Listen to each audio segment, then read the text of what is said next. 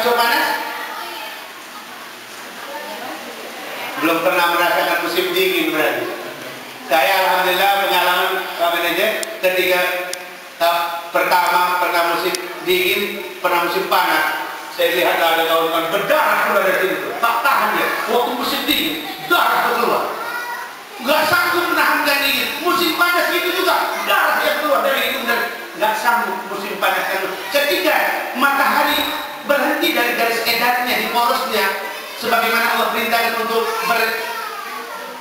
berputar, beredar, bertawaf, berhenti dia, maka dalam tubuh kita tidak ada unsur panas. Kalau tidak ada unsur panas, kita nggak sanggup menahan dari pikir kita, nggak sanggup kita bertahan hidup. Betul? Nah ini yang terjadi. Ketika alam ini tidak dia sujud kepada, tidak patuh kepada Allah Subhanahu wa Ta'ala, maka rusaklah tatanan alam semesta ini, hancurlah kita karena kita berada di dalamnya. Kita adalah alam ciptaan Allah Subhanahu wa Ta'ala. Allah. Mari kita lihat ini Bapak Ibu. Maka Allah perintahkan sujud. Maka sujudlah mereka semua. Jadi makna sujud bukan hanya kepada kita tunduk di situ, tapi makna sujud patuh dan tunduk. Atiullah wa atiur Rasul wa ulil amri minkum. Taati Allah, taati Rasul, taati pemimpinmu yang mengajak engkau ke jalan Allah Subhanahu. Wajib berarti tidak mentaati. Kenapa? Karena itulah aturan yang sudah Allah tetapkan dalam hukum Islam itu sendiri.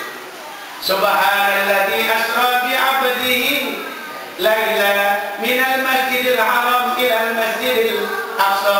Kalau kita sudah jadi hambanya, kita sucikan diri kita lahir batin, kita taat kepada Allah ketika kita beraktivitas di muka bumi Allah. Ketika kita sudah jadi hambanya yang ati Allah wa ati Rasul, lantas apa yang Allah berikan kepada kita?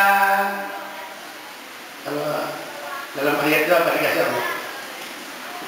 Lanjutan ayatnya.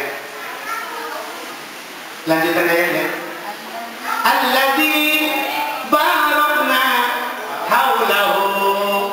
Allah berikan keberkahannya. Allah berikan keberkahan Bapak. Allah akan berikan keberkahan kepada kita. Walau anna ahlal qura amanu, andaikan satu negeri, satu kampung itu mereka beriman dan bertakwa kepadaku, lafatahna alaihim barakatin minas samai wal ardh, maka ku berkahi kata Allah, ku berikan keberkahanku dari langit dan dari bumi. Allahu Akbar. Ini saya katakan merupakan ujian ketika Allah menguji kita. Ketika kita sabar dan ikhlas, maka Allah memberikan keberkahan dari itu. Ini janji Allah Bapak Ibu. Allah tidak pernah ingkar janji. Ketika kita jadi hambanya, ketika kita taat kepadanya, maka Allah jadikan alladzi barakna, maka Allah berikan keberkahan kepada Rasulullah ketika dia mi'raj. Waktu Nabi naik Bapak Ibu, saya nggak ceritakan itu lagi, ini udah saya potong-potong aja ya, kita ini udah sebagai basic kita. Kepala desa, maaf saya lupa saya nyebut, saya hormat Pak Kepala Desa, lupa saya Pak. Saya itu Pak Kades ya, saking dekatnya saya, kenapa? Dekat dengan Pak Kades. Dan pandang saya subhanallah. Maklumkan manusia itu nggak ada sempurna Pak Kades ya, kesempurnaan hanya milik Allah. Nah ketika Nabi di Sidratul Muntaha, tadi udah disinggung tadi sama Pak Kades cerita, tapi saya di Sidratul Muntaha itu Nabi apa yang dilakukan? Ada perjalanan setelah Sidratul Muntaha, ada mustawa alal arsy. Ketika sampai di Sidratul Muntaha, malaikat Jibril berkata, "Ya Muhammad, anta rabbuka." Hei Muhammad, ini antara engkau dengan Rabbmu, ini antara engkau dengan Allah. Aku nggak bisa melanjutkan perjalanan mustawa alal arsy. Kenapa? Aku tak diundang, aku tak dipanggil, kau yang dipanggil. Ilmu apa yang digunakan Nabi Bapak Ibu ketika dia mau menerobos mustawa alal arsy? Kata Nabi, al-ilmu simani, ilmu itu ada dua macam.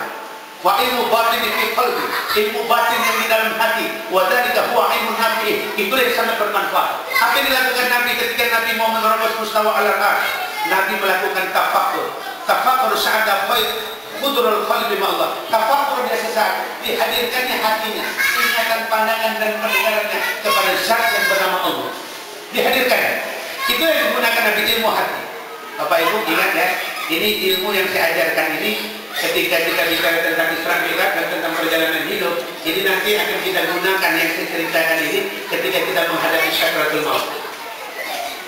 Kalau dipahami betul-betul, mudah-mudahan Bapak Ibu kita dapat hidayah Allah.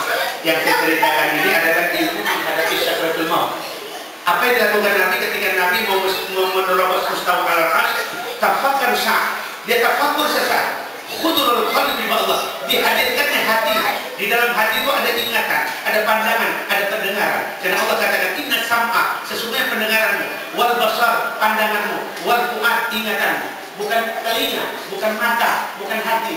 Itu di dalam telinga, pendengaran, di dalam mata, pandangan, di dalam hati, ingatan. Jadi ayat ini tidak berbicara tentang yang zahir, tapi yang batin. Inna sam'a, sesungguhnya pendengaran, bukan telinga. Telinga kan tujuh. Wal basar, pandangan, bukan ainun kan mata. Wal fu'ad, ingatan, bukan qalbu. Ini Al-Isra ayat 36 ya. Jadi ayat ini berbicara ketika itu Nabi mengkonsentrasikan ingatan, pandangan dan pendengarannya kepada zat yang bernama Allah. Di mana Nabi mengkonsentrasikannya? Qalbul mu'min baitullah. Tetapi hati-hati orang mukmin itulah tempat mengkonsentrasikan ingatan, pandangan dan pendengaran kepada zat yang bernama Allah. Ketika itu Nabi mengkonsentrasikan, dihadirkannya ingatannya. Tidak ada yang diingatnya kecuali zat yang bernama Allah.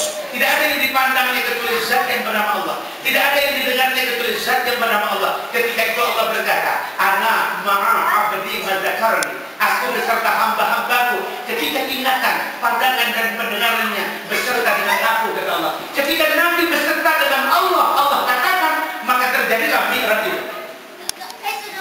Mustawa arah, bukan Nabi, tapi Allah yang memi'rajkannya. Makanya gurunya Malaikat Jibril gak sanggup melakukan perjalanan itu ketika sampai Sidratul Muntaha. Allah yang memi'rajkan, ya, Allah yang memi'rajkan. Nabi gak mi'raj. Ketika itu tersungkurlah Nabi seperti orang sujud dalam sholat. Ini saya rasa enak macam ngaji banget ya. Tersungkur Nabi seperti orang sujud dalam sholat. Lantas Nabi mendengar suara, Muhammad angkat kepala. Muhammad angkat kepala. Salah satu marah. 3 kali ucapan itu didengar Nabi. Muhammad angkat kepala. Nabi berusaha untuk mengangkat kepalanya dari tempat sujud, nggak bisa. Sebab peristiwa mi'raj itu bukan Nabi yang mi'raj, tapi Nabi dimi'rajkan Allah Subhanahu wa taala. Nabi tidak bisa menggerakkan kepala dari tempat sujud. Disitulah keluar kalimat takdis, kalimat pujian dari mulut Nabi. La haula wala quwwata. Kita tahu ya, kalimat takdis kan kalimat pujian itu dalam hadis Sahih Bukhari. Subhanallah, walhamdulillah, wala ilaha illallah, Allahu akbar, wala haula wala quwwata illa billahi al-aliyyil azim. Siapa yang pertama menyebut kalimat takdis la haula wala quwwata illa billah itu? Nabi Muhammad SAW. Kapan? Waktu dia mi'raj berjumpa dengan Allah di aras. Siapa yang pertama kali menyebut kalimat subhanallah? Malaikat. Kapan? Ketika Allah menanya kepada malaikat nama-nama benda yang di atas langit itu. Ya, kronologisnya ketika Allah berkata, wa idh qala rabbuka lil malaikati inni ja'ilun fil ardi khalifah. Hei malaikat, sesungguhnya aku akan menjadikan manusia di muka bumi sebagai khalifah. Malaikat berkata, unjuk rasa dia. Qalu, berkata malaikat, ataj'alu fiha man yufsidu fiha wa yasfiku dima. Ya Rabb, kenapa harus kau jadikan manusia di muka bumi ini yang kerjanya baku hantam, menghancurkan saling merusak?